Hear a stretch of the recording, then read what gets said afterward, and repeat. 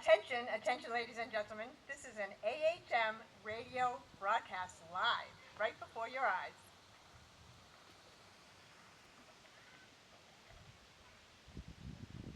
America!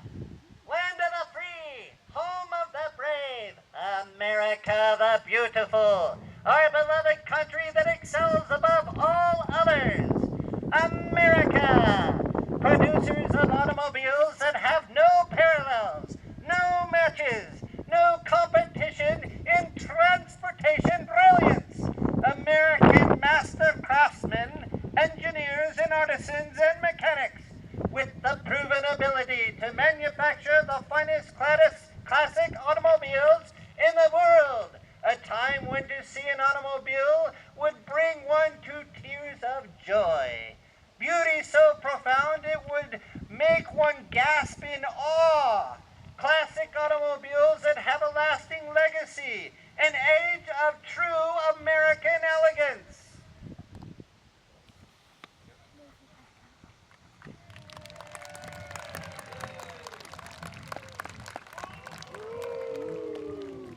My name is Chester Chinstrap, your master of ceremonies.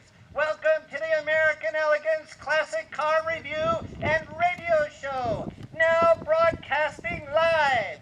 For the spectacularly beautiful day, thousands of people are here with smiling faces and loud cheers. What an enthusiastic crowd! If you could only see this, ladies and gentlemen, absolutely splendorous.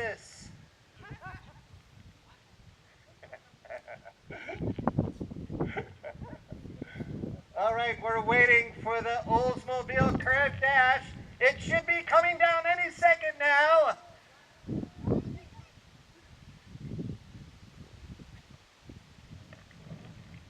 Of course, we're looking for the ninth motor-powered aircraft in Connecticut. Many consider this the first manned power-controlled flight. All right, ladies and gentlemen, here we have the 1904 Franklin Type A Roadster.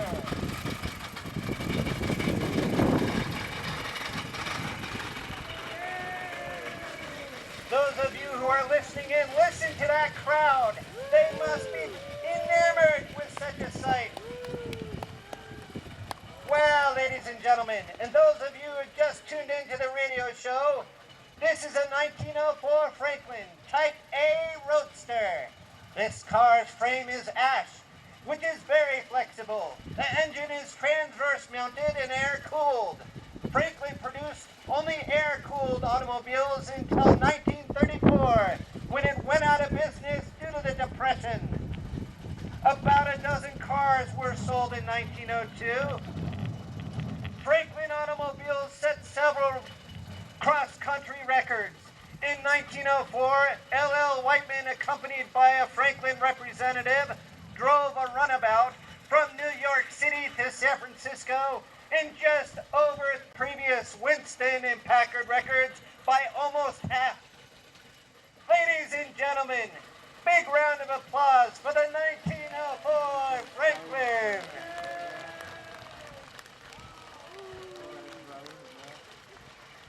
Thank you, ladies and gentlemen, and those of you who have just tuned in to the AHM's radio broadcast, welcome to the program. Realize, ladies and gentlemen, and another really neat tidbit of information, the T-shirt was invented in 1904 by the Cooper Underwear Company and marketed to bachelors who couldn't sew or replace buttons.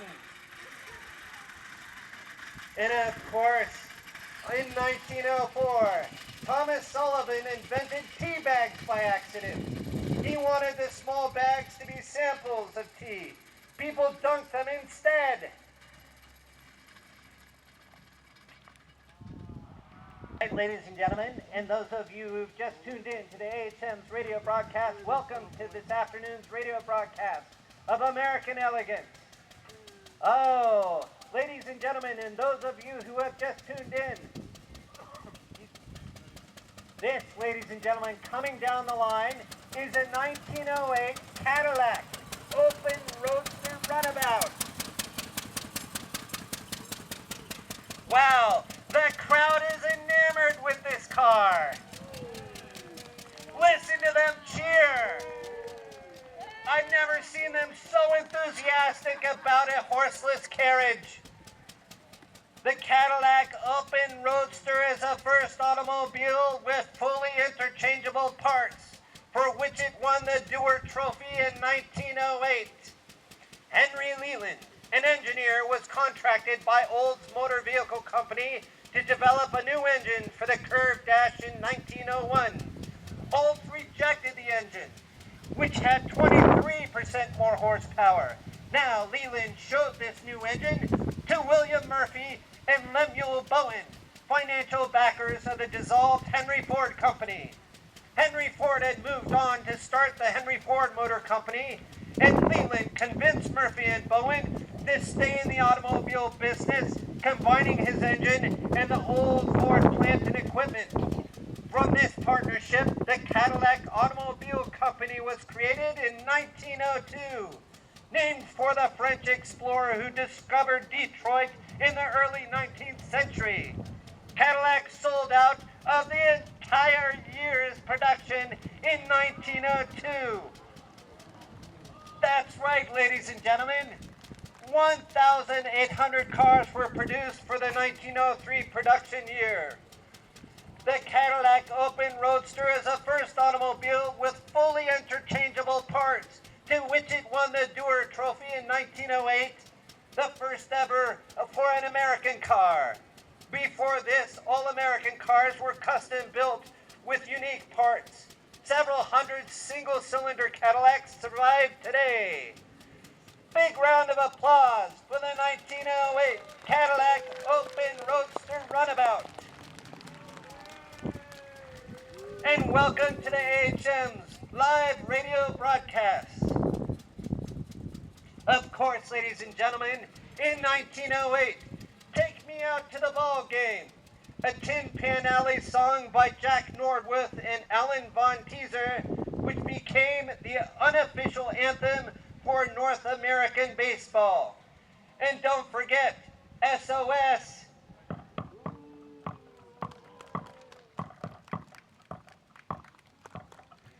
The SOS distress signal officially became a worldwide standard for help in 1908.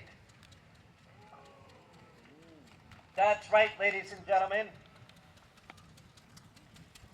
And now, ladies and gentlemen, a word from our sponsors.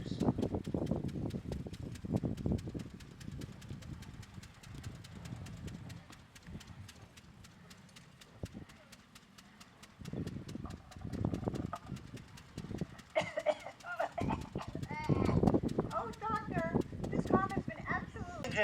And ladies and gentlemen, and those of you who've just tuned in, I have some amazing news. Straight from Florida, 4 years in a row, voted the most handsome boy in North America, is here today in the Stutz Bearcat. Everyone give a big round of applause for the most handsome 4-year-old in North America. Stutz has also been credited with the development of the underslung chassis, an invention that greatly enhanced the safety and cornering of motor vehicles and is one that is still in use today. An example of Stutz performance, in 1912, Stutz Bearcats won 25 of the 30 auto races that they entered in. Amazing to see 10 years of technological advancements from 1904 to 1914. Big round of applause for the 1914 Stutz Bearcat, along with the most handsome 4-year-old in North America. Give a big round of applause.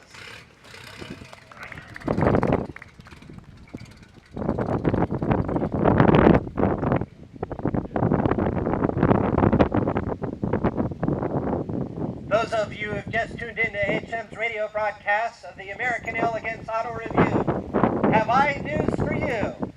Now, coming down the strip are 1, 2, 3, 4, yet 5 Ford Model Ts. You can hear them through the radio, folks. They're racing around. Here they come.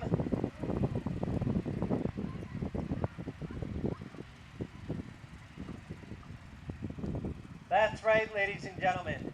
The Model Ts, known as the Tin Lizzie, is an automobile that was produced by Ford Motor Company from October 1st, 1908 to May 26, 1927.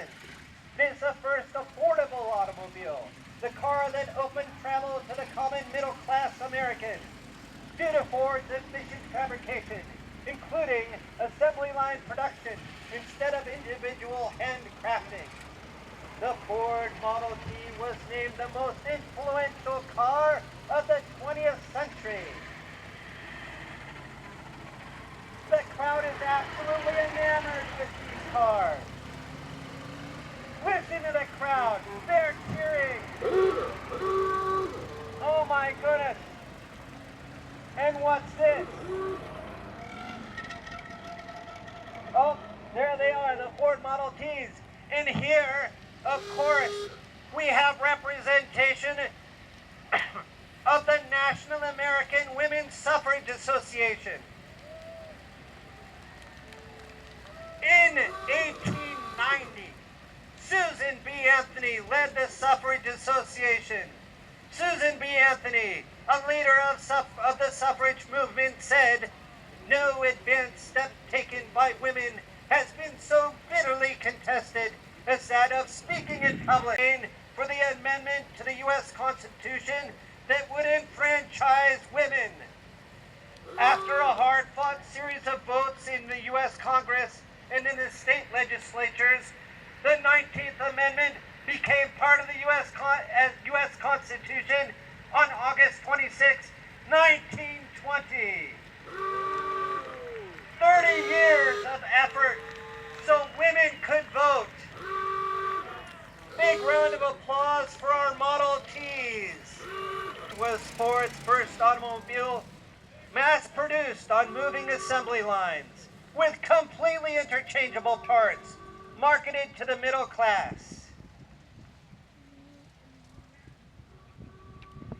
And you might even consider Ford being the first green manufacturer. He specified sizes of wood crates and types of wood and the parts that the parts would arrive in, so he could reuse the packaging for steering wheels, charcoal. The brand of charcoal he made is Kingsford. He paid workers, wait for this, ladies and gentlemen, he paid workers $5 a day. That's right, ladies and gentlemen. Very high in those days standards.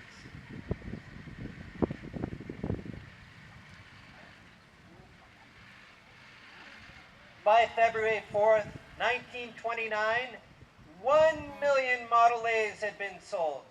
And by July 24th, 2 million. The range of body styles ran from the Tudor at $500, and then it went on to the Model A series, and they hit 3 million in 1930, with over 9 body styles available. All right, ladies and gentlemen, and those of you who have just tuned in to AHM's radio broadcast of the American Elegance car presentation, this, ladies and gentlemen, coming down the way is a 1926 Chrysler Model 72 Roadster. And if I can describe to you, if you're listening into the radio, this car is the brightest pumpkin orange I have ever seen. Absolutely beautiful. The crowd is absolutely amazed. Really, truly amazed. Everyone really loves the Chrysler Model 72 Roadster. Even Calvin Coolidge would really love this car. Look at this bright pumpkin orange beauty. This was the beginning of the Art Deco period of automobiles. A participant for the roar of the engine. Listen to that, ladies and gentlemen. The Chrysler engine featured high compression, full pressure lubrication, oil filtration, and a carburetor air filter. Some of its early innovations included rubber engine mounts to reduce vibration, and the first practical mass-produced four-wheel hydraulic braking system. And of course, in the back is the rumble seat. In the back, and of course, a special compartment for your golf clubs, complete with a removable watch to take with you on the course. Big round of applause for the 1926 Chrysler Model 72 Roadster.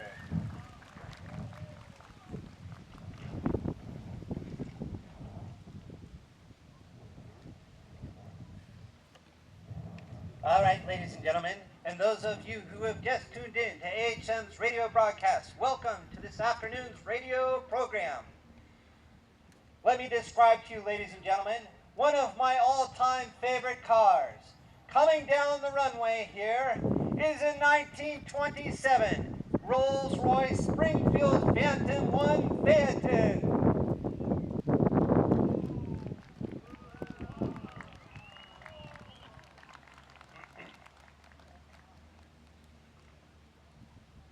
So silent. Absolutely beautiful. It's like kinetic sculpture. This grand spectacle of brilliant black, blue, and silver is a 1927 Rolls-Royce Phantom 1 Phaeton, manufactured right here in our beloved state of Massachusetts. That's right, ladies and gentlemen. Truly incredible. Rolls-Royce had set up a company in Springfield to manufacture these cars. The first Rolls-Royce came to the United States on October 4th, 1919. In December of 1919, Rolls-Royce announced that Rolls-Royce shipped the engines and chassis to America for assembly. Emphasis was placed on the fact that cars built in America were produced by British mechanics under British supervision. Well, eventually, American mechanics were used, and the cars became left-hand drive and utilized the revolutionary foot brake. That's right, ladies and gentlemen. The first American-produced Rolls-Royce was the Silver Ghost in 1921. Of course, in total 1921 production was 135 cars. The Phantom 1 was added, and of course, smooth as a baby's bottom, the interior is made with the highest quality of seasoned and hand-stitched leathers, hand-shaped and lacquered wood trim, and easy-to-read gauges handcrafted by master engineers. A pure physical delight for any passenger. Aluminum Brewster, body, fenders, and cowl. American Rolls-Royce were meant to be driven by both owners and chauffeurs. Gracing the bonnet is a legendary Spirit of Ecstasy ornament, capturing the feeling of what it's like to drive this exquisite example of automotive beauty. Big round of applause for the 1927 Rolls-Royce Springfield Phantom.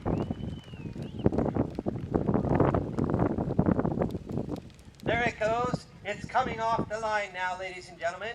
And those of you, welcome to the AHM's radio broadcast.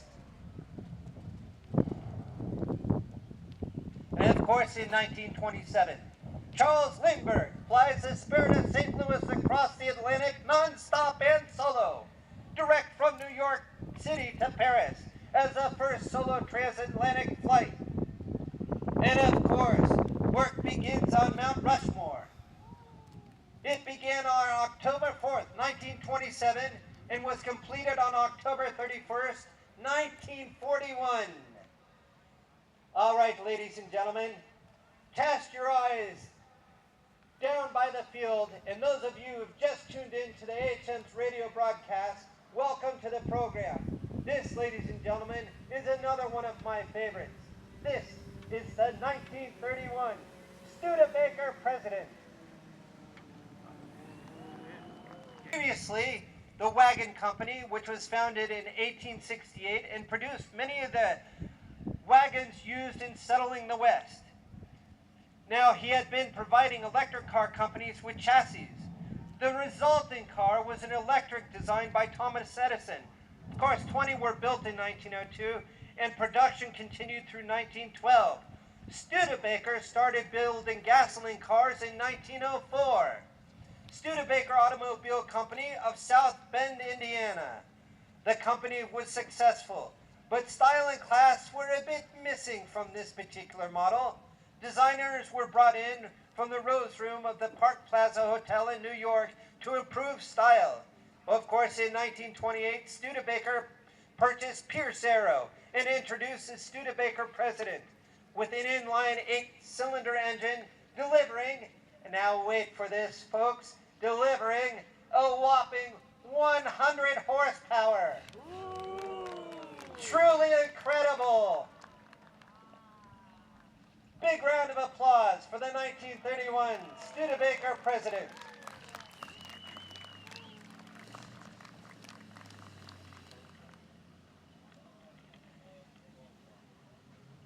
And now a word from our sponsors. Tired of your boiled eggs rolling off your plate and onto the grass during your picnics? Just crack the egg into the revolutionary egg cube containment cooking vessel and boil it to a perfectly square egg. Round is out and square is in with Dr. Eddington's Egg Cuber. This portion of American Elegance brought to you by Dr. Eddington's Egg Cuber.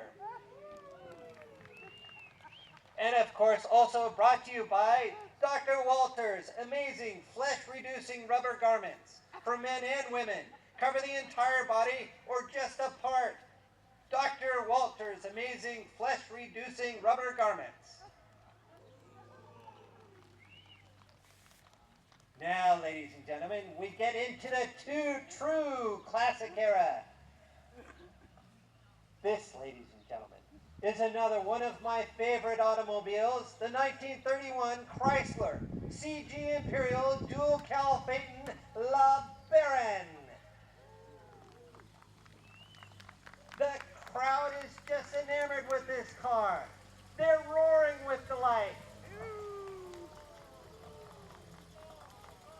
Wow. What a rock. Look at that. Oh, wait. Who is that? Well, look in the back. Why, it looks like Miss Jean Harlow, the beautiful Hollywood starlet. That's right, a new owner of one of the most magnificent motor cars, the 1931 Chrysler Imperial Dual Cal Phaeton. Miss Harlow, of course, one of Hollywood, California's most recognized stars, and earns a princely $1,250 a week in salary from Louis Mayer of MGM. The 1931 Imperial was designed by LeBaron into this stunning automobile. Drivers with funds to spare, 5 horsepower engine. That's right, ladies and gentlemen. You can hear that right into the radio, folks. That's a straight 8. Noteworthy for its massive 145-inch wheelbase chassis. Big round of applause for the 1931 Chrysler CG Imperial Dual Cal Phaeton. And of course, ladies and gentlemen, William Shatner, the great actor, was born in 1931 on March 22nd. And Leonard Nimoy, also of Star Trek, was born on March 26th.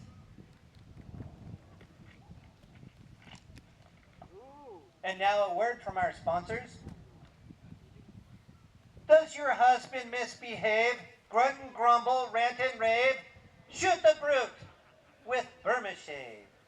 Brought to you by Burma Shave. And you might wonder, how did I get these fantastic dimples? Rolling down the runway. This, ladies and gentlemen, is the 1935 Packard model 1208. And of course, everyone knows who was president from 1933 to 1945. That's right, President Roosevelt, Franklin Roosevelt. Please notice this most impressive convertible limousine manufactured by Packard Automobile Company in Detroit, Michigan. Everyone is absolutely thrilled with this car. A true classic, absolutely beautiful. Now, of course, original creations by master designers was the phrase Packard used in 1926 to announce its inauguration of the horsepower. Give it one more rev, operator. Holy mackerel, ladies and gentlemen. Truly, truly beautiful engineering. Now, of course, ladies and gentlemen, battling the Depression that same year, Packard production tumbled to just 9,010 units, reaching a low of 6,265 units in 1935. The Packard slogan in 1935 spoke of confidence. Any of Packard's three great cars for the 1935 Packard Model 1208. And thank you for listening in to AHM's radio broadcast of the American Elegance Classic Automobile Review. Of course, in 1934, the earliest print appearance of a knock-knock joke appears to be in a humor column in the Iowa's Rolf Andrew newspaper. Do you want to hear this joke? All right.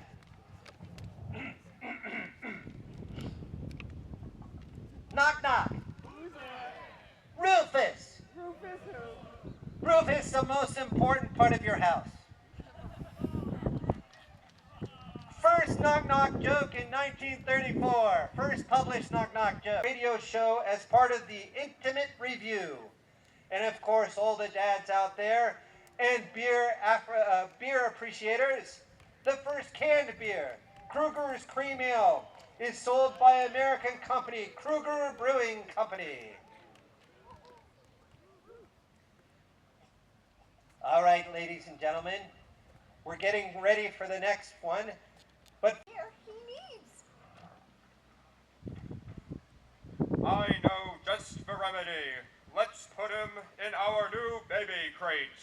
That always works to instantly stop his crying and smooth his little nerves. Junior likes his baby crate so much, he becomes quiet as a church mouse. For hours, look at him, so adorable, and not even blinking. this portion of American Elegance is brought to you by St. Catherine's high-quality metal baby crates. Perfect for families who live in the city. Just secure the baby crate to the sash and hang outside the window. For the fresh air, for all the fresh air your baby will need. And a view will be the best your child will ever see. Guaranteed to stop any crying and keep your child happy as a spring day. By St. Catherine's Baby Crate. Now, ladies and gentlemen, I don't want to alert or alarm you, but just so you know, Al Capone is here. He's out patrolling the grounds because we got a call from the FBI earlier today. Apparently, Al Capone is in the area looking to build a new speakeasy at casino. We wish him luck with the stove planning board.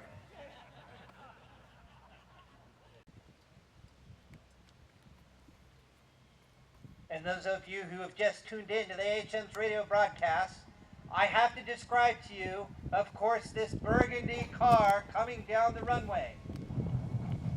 Oh, what's this? It looks like some of Al Capone's thugs were on the side of the car. And they're armed. And they're in hot pursuit. What's that, ladies and gentlemen?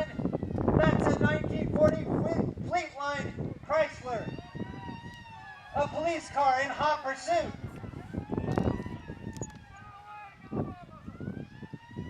It looks like Al Capone's being chased. He's going around, and those of you who are listening in, let me describe to you. This burgundy car is trying to get away from a hot police pursuit right in front of the audience.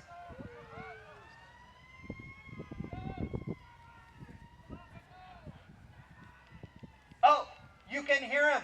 He's saying, step on it. They're getting closer. They're getting closer. That's right. Looking at this very rare V16 burgundy Cadillac can only mean one thing. That's Al Capone's car. And with Massachusetts' finest in pursuit, Capone's days on the lam are numbered. Oh my goodness, ladies and gentlemen, and those of you who are listening to the siren. Oh wait, what's this? Is it stalled? Could it be? Could it be? That might be. Wait, they are trying to get away. The police is confused. They're not quite sure what to do. Al Capone is now in the car. And what is it? How is it that they're trying to push a V16 Cadillac? They are! Wow! Look at that, ladies and gentlemen. They got it going. Wow, they pushed it right up. They might get away. They might get away. Here they are. I don't think that was Oh, yeah. No. Oh my goodness, ladies and gentlemen. That's Elliot Ness. Elliot Ness, of course, promoted to chief investigator of the Probation Bureau of Chicago.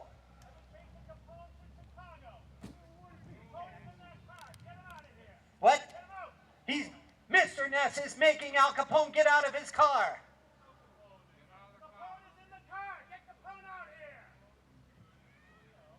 Oh, that's right. Mr. Ness is making everyone get out of the car.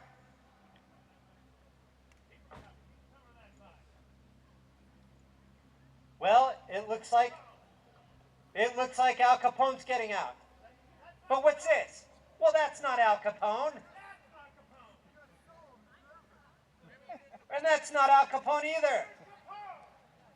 Oh my goodness, Al Capone looks like a busy man. All of his dates. He's making Al Capone get out after all of these fine-looking women got out, and they look rather miffed.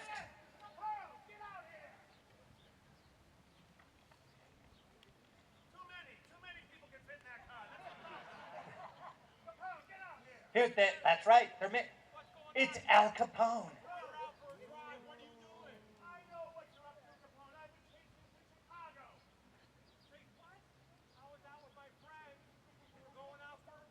They were going out for a drink. It looks like they were rudely interrupted.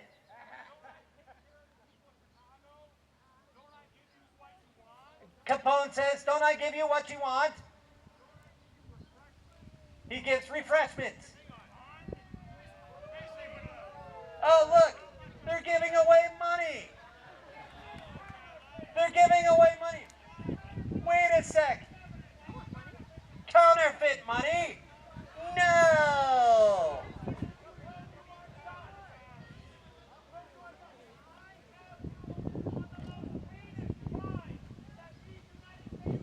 Oh, he's going to arrest him. Oh, no, ladies and gentlemen. He's trying to arrest Al Capone on the worst crime in America, tax evasion. He's got nothing. Al Capone says he got nothing. Wait, what's this, ladies and gentlemen? There's a thumping sound. What's that got out of Al Capone's trunk? No!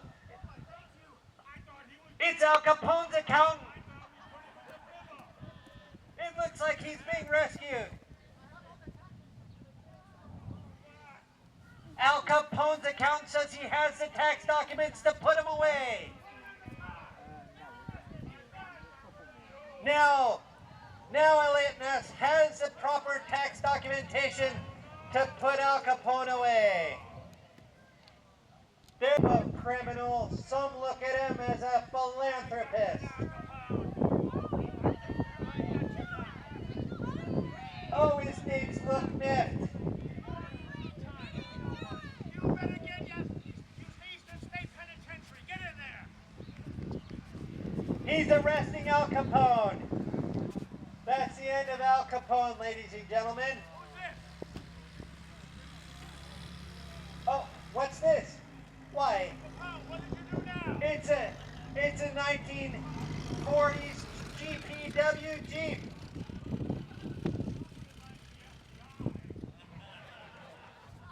I guess that they're come to assist Capone.